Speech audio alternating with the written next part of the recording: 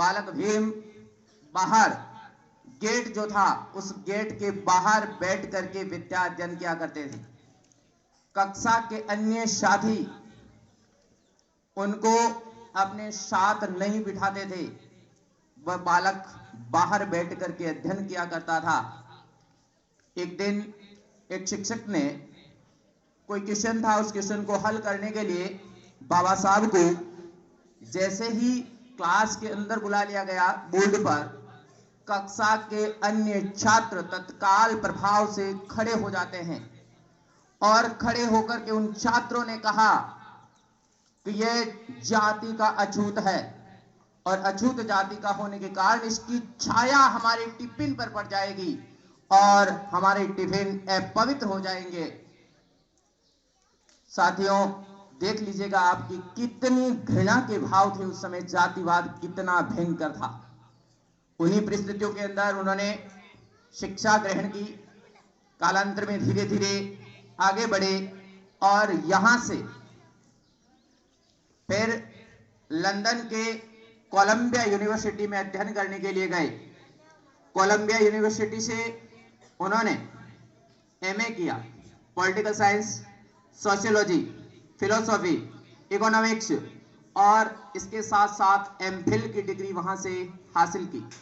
Colombia university से ही वो law का एजुकेशन है वो प्राप्त करके उन्हें वहां से जब भारत लौटे और यहां भारत से गए थे, उस समय उनके पास पैसे नहीं थे, तो बड़ौदा के नरेश देव सियाजीराव गायकवाड़, बड़ौदा नरेश सियाजीराव गायकवाड़ ने उनको फेलोशिप दे दी। उनकी स्कॉलरशिप से वह वहां पर पढ़ने के लिए गए थे। वहां से वापस पुणे आए।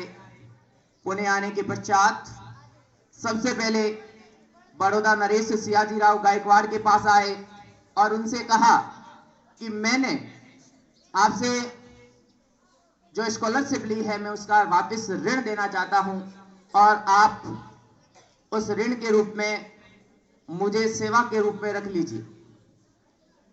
तो कहते हैं कि बाबा साहब को सियाजीराव गायकवाड़ ने सेवा में रख लिया, लेकिन जहां पर वो काम करते थे वहां पर एक चपरासी हुआ करता था और वह जाति से ब्राह्मण था। चपरासी बाबा साहब को जो फाइल है वह फाइल अपने हाथ से नहीं देता था, एक डंडे से फाइल लेकर के और बाबा साहब के सामने वो फेंक देता था और डंडे से ही फाइल को उठाता था। इस आधार पर आप पता लगा सकते हैं कि कितनी घृणित भाव उनके मन के अंदर था।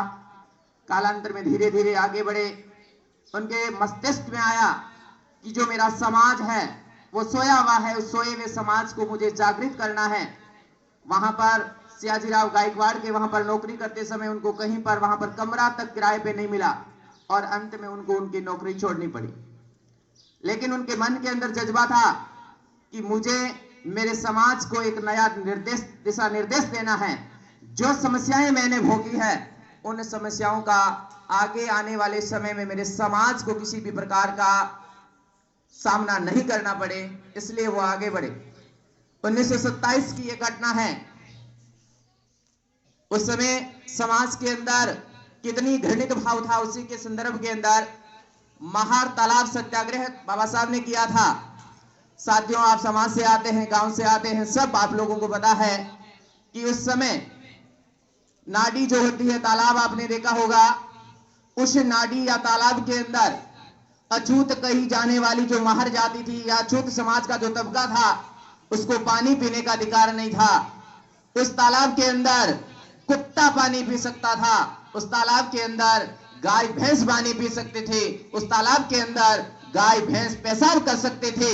वही पानी हम लोग पीते थे, आप भी पीते थे, हम भी पीते थे और वही पीते थे, आज भी हम वही पानी पीते हैं। उसी तालाब के अंदर एक अछूत कही जाने वाली जाति को पानी पीने का अधिकार नहीं था।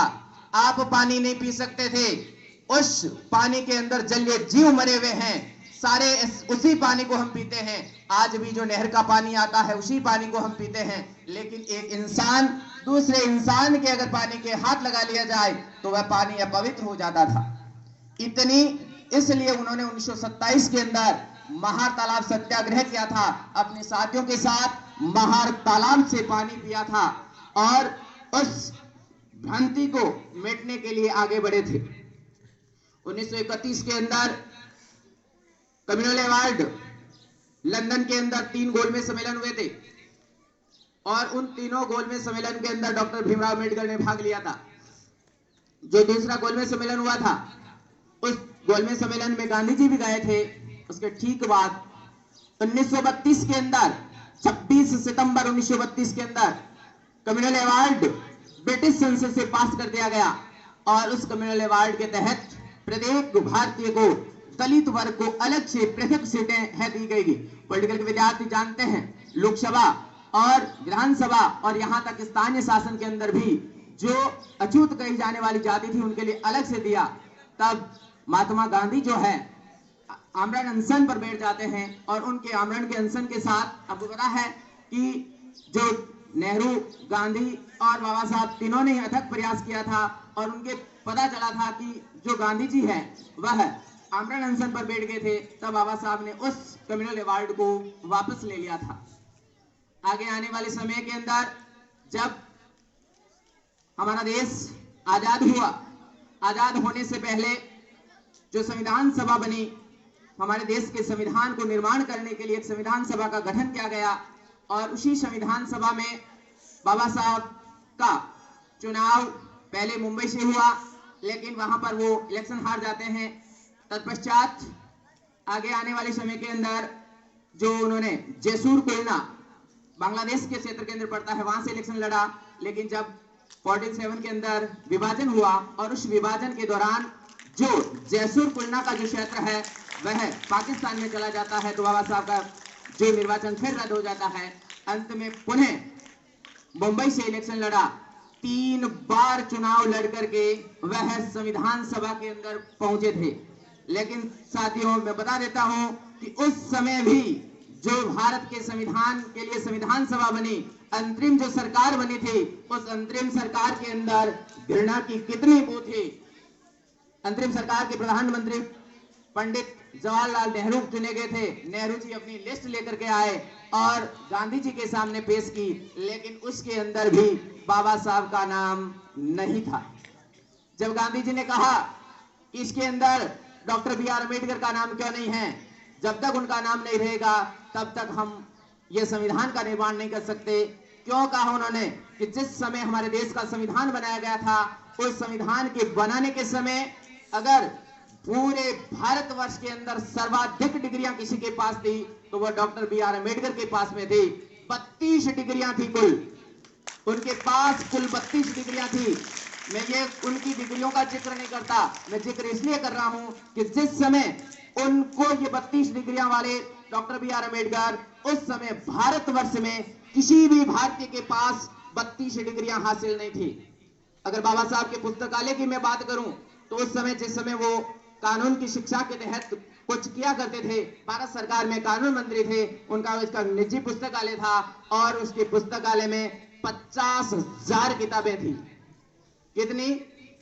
50,000 किताबें उनके पढ़ने के लिए थी कि हम पढ़ते रहेंगे। और दिन भर पढ़ने के दौरान कहते हैं कि वह जो उनकी पढ़ाई है वह लगभग जो चलती थी वो 18 घंटे तक पढ़ाई चलती थी। 18 घंटे तक उन्होंने अध्ययन किया और कहते हैं कि लिखते लिखते अगर एक हाथ अगर उनका थक जाता था तो दूसरे हाथ से लिखना शुरू कर देते थे। एक दिन रात्रि में 2 बजे एक कोई महिला अपने वृतांत लेकर के बाबा साहब के पास आई। रात्रि में 2 बजे वृतांत लेकर के आई। उस समय बाबा साहब बैठे पढ़ रहे थे। महिला ने कहा, बाबा साहब रात्रि को 2 बजे हैं और आप अभी तक जग रहे हैं। कहा, मुझे जगना जरूरी है क्योंकि मेरा समाज सोया हुआ है और मेरे समाज, जिसका समाज सोया हुआ है उसको जगने की जरूरत है और जिसका समाज जगा हुआ है उसको जगने की इतनी रात तक जरूरत नहीं है। और लोगों से कहा कि मैंने जो दिशा निर्देश दिए हैं उन्हीं दिशा निर्देशों पर आपको आगे बढ़ते हुए आगे चलना है। एक छोटा सा वृतांत है। अब्दुल्ला, एक सेठ अब्दुल्ला करके कंपनी थी, अब्दुल्ला एंड अब्दुल्ला, और अब्दुल्ला के जो बेटा था उसको ब्रिटिश सरकार ने फांसी दे दी गई। जब ब्रिटिश सरकार ने फांसी दे दी गई तो फांसी की सजा उनको सुना दी गई, तो उसके माता और पिता सेठ और सेठानी पूरे भारतवर्ष के वकीलों के पास गए। बड़े बड़े नामी नामी वकील जो थे उनके पास गए और कहा कि जो मेरा पुत्र है उसकी फांसी की सजा किसी न किसी प्रकार से कैंसिल हो जाए। भारत के पूरे वकील, एक भी वकील को नहीं छोड़ा, जिसके पास जाते कहते मेरे पुत्र है, इसको फांसी हुई है और आप इसके लिए, कोई किसी वकील ने उनका केस नहीं लिया। आगे चलते चलते अंत में बाबा साहब जिस न्यायालय के अंदर वकालत किया करते थे तो अंदर के केबिन के अंदर उनको कहीं जगह नहीं मिली। जो अन्य जातियां थी उन्होंने अंदर कहीं पर जगह नहीं दी, तो उनके लिए एक स्थान निर्धारित कर दिया गया कि तेरी जगह कहां है, कि तू बाहर है जो वहां पर अपनी टेबल लगा करके बाहर बैठ जा। तो बाबा साहब बाहर बैठ गए थे और वहीं बैठ करके रहते थे। वही महिला उसी अदालत के अंदर आई और उस महिला ने कहा कि मुझे कोई न्याय चाहिए और मेरे पुत्र को फांसी हुई है, लेकिन वहां से उनको कोई न्याय नहीं मिला और कहा कि तेरा न्याय वो जो बाहर टेबल लगा करके बैठे हैं वह तेरा न्याय दे सकते हैं। वह महिला अपनी फाइल लेकर के बाबा साहब के पास गए और बाबा साहब को जब अपनी फाइल दिखाई और उस महिला ने कहा कि मेरा पुत्र है और उसको फांसी की सजा दे दी गई है और अब इसको फांसी हो जाएगी, मेरा इकलौता पुत्र है, पैसे की मेरे पास कोई कमी नहीं है और मैं आपको कितने पैसे जितने चाहे उतने दे दूंगी, लेकिन मेरे पुत्र की फांसी है वो रद्द होनी चाहिए।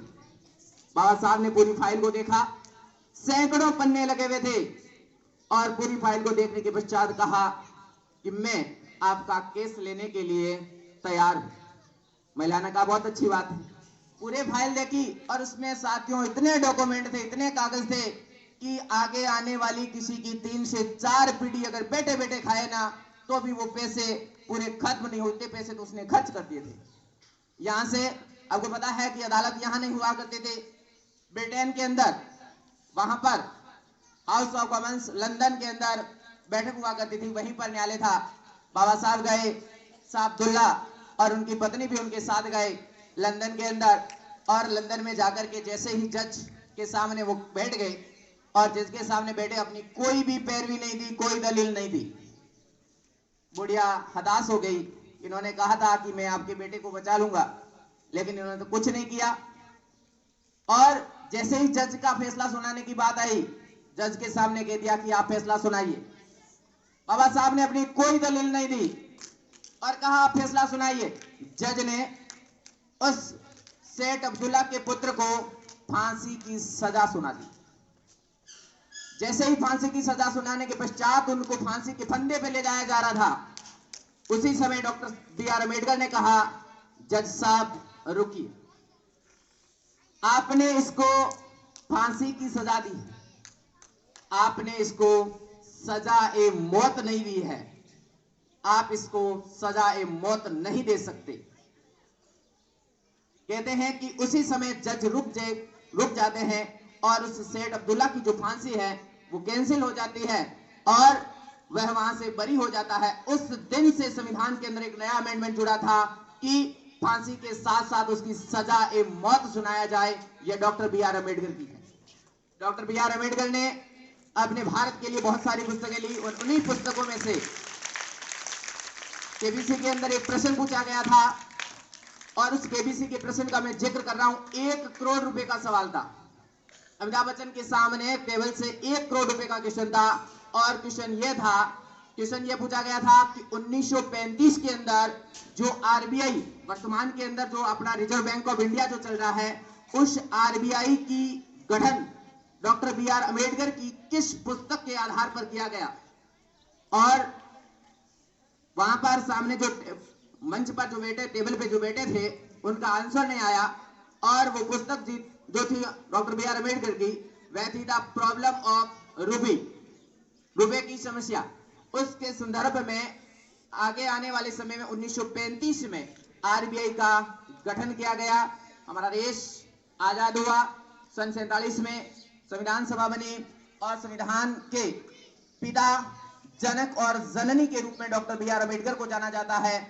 Doctor B R. अम्बेडकर ने संविधान के संदर्भ में बहुत कुछ कहा। दुनिया का सबसे लिखित संविधान आपने सुना होगा, अमेरिका का संविधान केवल 7 अनुच्छेद है, जबकि भारत जो विविधताओं का देश, अलग अलग भाषा, संस्कृति, रहन सहन, खान पान सब अलग है, इन सब अलग के लिए एक संविधान का निर्माण करने वाले डॉक्टर बी आर अम्बेडकर को मैं सत सत नमन करता हूं। इसी के साथ मैं अपनी वाणी को विराम देता हूं। Thank you.